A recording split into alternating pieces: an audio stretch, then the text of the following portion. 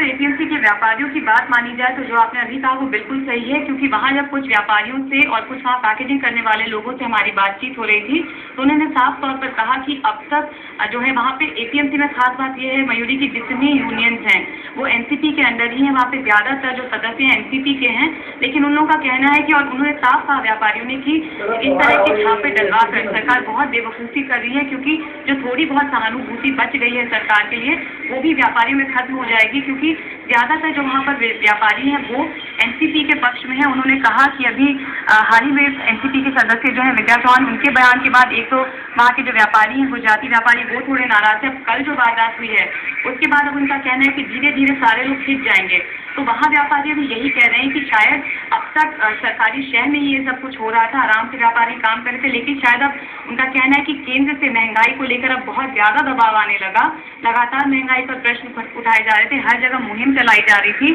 तो हो सकता है उस दबाव में केंद्र के आकर अब यहाँ पर भी राज्य सरकार को भी कदम उठाना पड़ा है। लेकिन अभी व्यापारी इस बात से इनकार नहीं कर रहे कि अब तक जो हो रहा था वो कुछ न कुछ राजनीतिक दम की छत्रछाया में ही हो रहा था।